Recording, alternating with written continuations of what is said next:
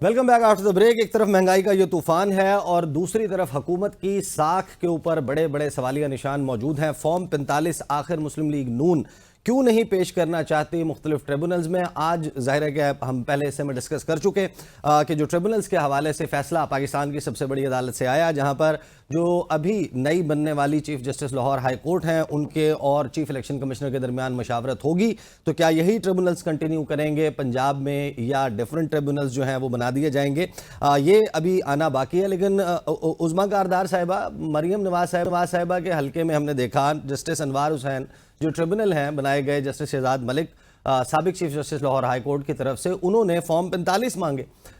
Form 45 जो है वो आप नहीं दे रहे। 30 जुलाई तक की आपको तारीख दे दी गई थी। मामला अगरचे सस्पेंड हो गया, लेकिन कल मेरे प्रोग्राम में महार शराफत अली मौजूद थे।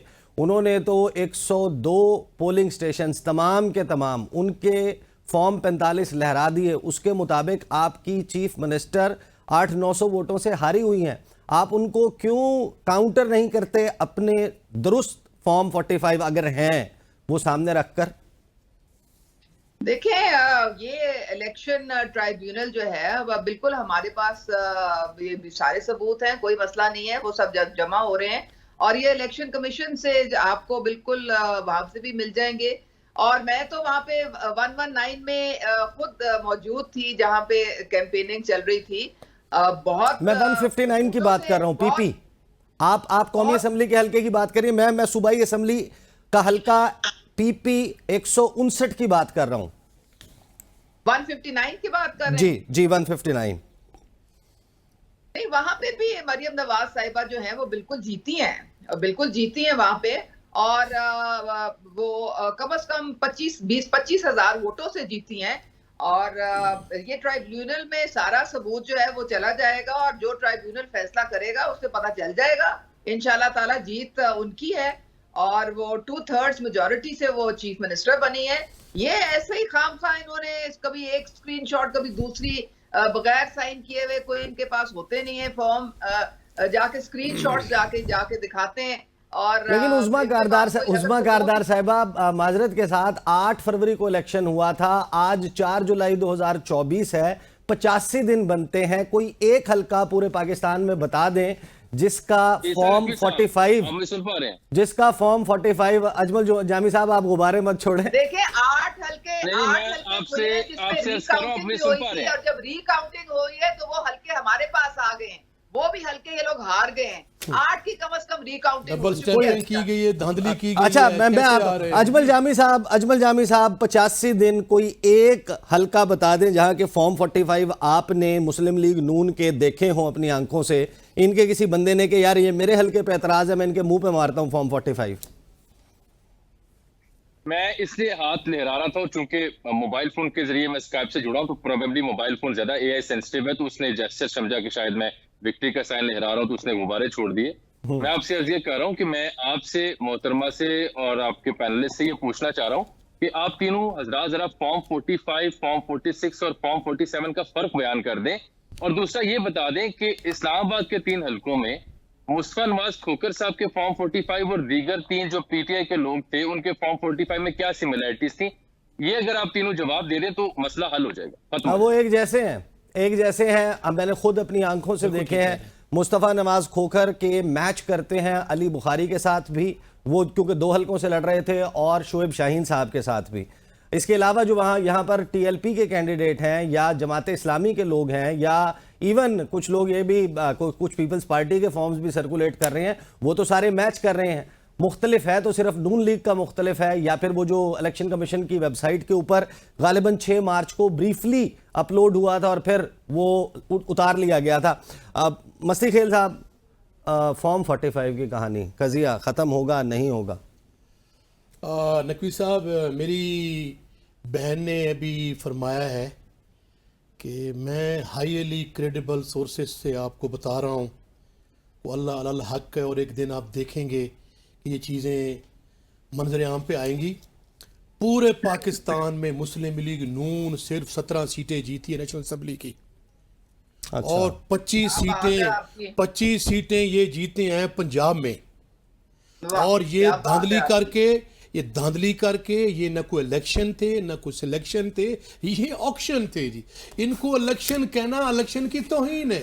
इसमें तमाम पाकिस्तान के जो आपके जो ये इलेक्शन को जो डील करते हैं, जो आपके इदारे हैं, पिल डॉट है, पतन है, पब्लिक रिपब्लिक जो है वो पॉलिसी है, उसके अलावा जो फाफिन है, जो इंटरनेशनल लेवल पे आपके इलेक्शंस के बारे में अमेरिका में जो करारदाद उनकी कांग्रेस में आई है, जो ये पूरा बच्चा बच्चा कह रहे हैं, इसमें तो कोई शक वाली बात नहीं है। ये कोई इलेक्शन भाई नहीं हुआ। ये जो इसको कोई इलेक्शन समझ रहा है और जो कह रहे हैं कि मैं 2/3 अवाम ने मेजॉरिटी दी है, मैं समझता हूं कि मरियम साहबा अपना इलेक्शन लूज कर चुकी हैं, प्राइम मिनिस्टर साहब अपना हल्का लूज कर चुके हैं। पाकिस्तान तहरीक इंसाफ को अवाम ने 3/4 वोट डाला है। और मुझे ये कहने दीजिए कि ये इतना बड़ा अवाम ने वोट डाला है कि इसलिए जुल्म, जबर, फस्ताइया, चादर, चार दीवारी का तकद्दस पामाल किया, क्या क्या हमारी पार्टी को बैन किया गया, निशान छीना गया, हम पे क्या क्या नहीं बीती।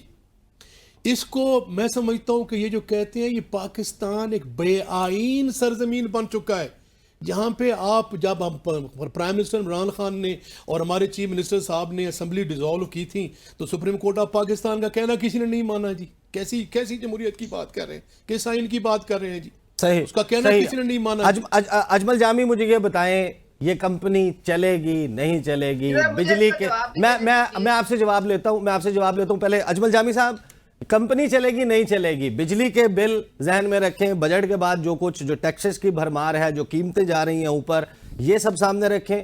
करारदादें, अमेरिकी कांग्रेस की करारदाद है, उसके बाद UN group on arbitrary detentions, उसकी तरफ से जो स्टेटमेंट है, उनकी जो फाइंडिंग है, इंटरनेशनली आपको सरमायाकारी लाने में मुश्किलात का सामना है, पार्लियामेंट फंक्शनिंग नहीं है, हंगामा आराई पे ख़त्म होता है इजलास, पाकिस्तान की अदालतों में तमाम के तमाम जो मुकदमात हैं, फॉर्म 45, 47 सियासी नौयत के मुकदमात, चल सकता है इस तरीके से कार्य सरकार या नहीं?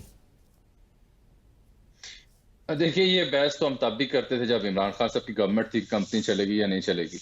मसला ये कि जहां मैं मौजूदा सरकार के ऊपर एतराज उठा रहा हूं या उनकी परफॉर्मेंस के ऊपर सवाल उठा रहा हूं, वहां मेरा बेसित सहाफी ये हक है कि मैं पीटीआई के ऊपर भी सवाल उठाऊं, ताकि ये तासुर न जाए कि मैं कोई बायस जर्नलिस्ट हूं।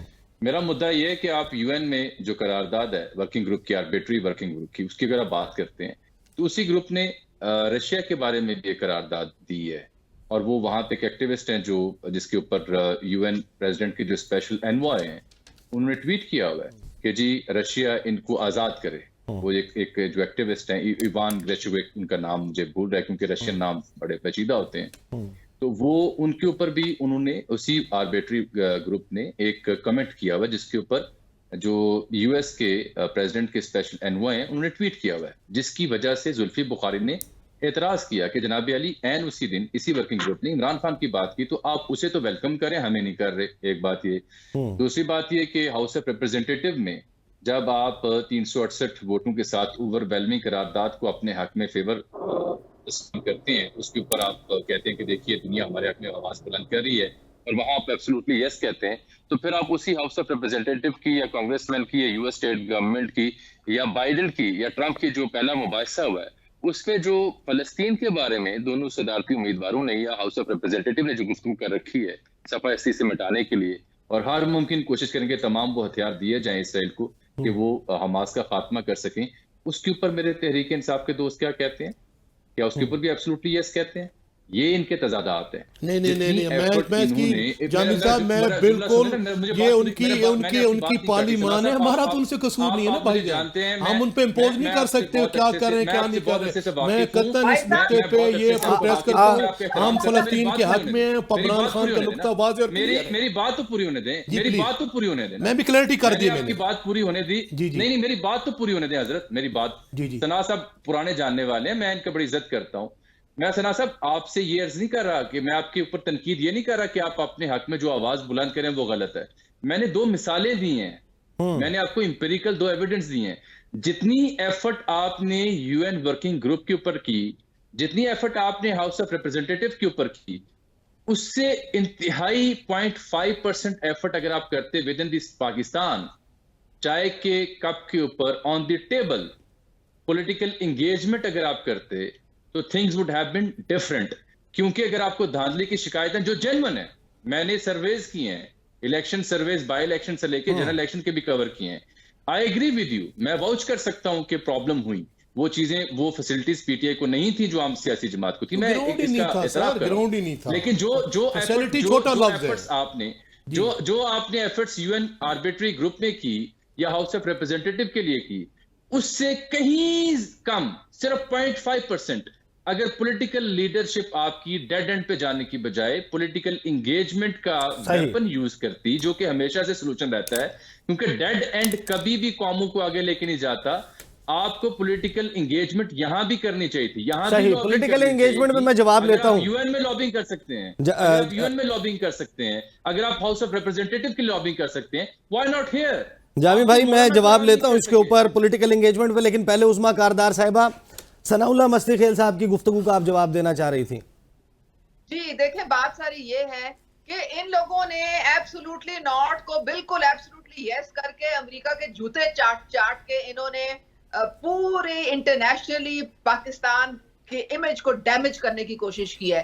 इन्होंने लॉबिंग फर्म्स हायर किए हैं जिन्होंने मिलियंस ऑफ डॉलर्स जो है इसी काम पे लगाए हैं कि लोगों को ये बताएं कि जी आप भी लॉबिंग फर्म हायर कर लें, आप क्यों नहीं करती? यूएन आर्बिट्री ग्रुप ने पाकिस्तान की गवर्नमेंट से जवाब मांगा, उन्होंने जवाब नहीं दिया, ये आप पे भी तनकीद है। जेल पे बैठा हुआ, उसका डेली टेलीग्राफ में उसका अब आर्टिकल छप जाए क्योंकि वो सारा प्रो आप भी लिखें, वहां पे आपको किसने रोका? आप भी लिखें। जैक गोल्डस्मिथ को इन्होंने जो ये कोई दलील नहीं है, ये कोई दलील नहीं है। आप यूएन वर्किंग ग्रुप ने पाकिस्तान की हुकूमत से जवाब मांगा था, पाकिस्तानी हुकूमत कहां सोई हुई थी? जो हाउस ऑफ रिप्रेजेंटेटिव के लोग हैं, उन्होंने ये करारदाद नवंबर में पेश हुई थी। उस्मा कारदार साहिबा, मस्ती खेल साहब ने फॉर्म 45 की बात की थी, जवाब आप अमेरिका करारदाद पे दे रही हैं जामी साहब की बात का। आप मुझे सुन पा रहे हैं? जी आप मुझे सुन पा रहे हैं? जी जी सुन रहा हूँ, आप मुझे सुन पा रहे हैं? आवाज आ रही है आपकी, बोलें। मैं ये कह रहा हूँ, मैं ये अर्ज कर रहा हूँ कि जो हाउस ऑफ रिप्रेजेंटेटिव में रेजोल्यूशन गई, वो नवंबर में टेबल हुई, 6 माह के अंदर इलेक्शन से पहले वो टेबल हुई। पाकिस्तानी हुकूमत, पाकिस्तानी सिफारतकार कहाँ थे? सत्तू पिए थे क्या? पसंद नहीं आनी, आप आजमा के देख लें, इनको कोई फायदा नहीं। कुछ अजीब बात कर रही है मोहतरमा यार। इन्होंने सवाए रोने पीटने के, और कौम तंग आ गई है इस रोने पीटने से, कौम को कोई अब इस वक्त इंटरेस्ट नहीं है। उस्मा कारदार साहिबा, उस्मा कारदार साहिबा, जब आपके लीडर जेल में थे, आप लोग पॉलिटिकली एक अच्छी स्ट्रेटेजी नहीं अपना सके, आर्टिकल्स आप नहीं लिख सके, इंटरनेशनली सपोर्ट आप नहीं ले सके, अपनी वीक पॉलिटिकल स्ट्रेटेजी का मलबा भी आप पीटीआई पे डाल रही है। मैम, हमें गोली मार दे, हमारा खून निचोड़ ले, हम अपने हक के लिए आवाज बुलंद करेंगे, हमारे जिस्म का खून निचोड़ ले, हम अपने हक के लिए खड़े होंगे, आवाज बुलंद करेंगे इंशाअल्लाह ताला। प्रोग्राम का गरीबों के हक में बोलेंगे, महंगाई के खिलाफ बोलेंगे, अपना मैंडेट हासिल करेंगे, और ये गुंडागर्दी और बदमाशी को बेनकाब करते रहेंगे इंशाअल्लाह। सही, प्रोग्राम का वक्त खत्म हो गया। अजमल जामी साहब हमारे साथ मौजूद थे, उस्मा कारदार साहिबा, सनाउल्लाह मस्ती खेल साहब, आप सबका बहुत बहुत शुक्रिया। अब तक के लिए इतना ही, इजाजत दीजिए, अल्लाह हाफिज।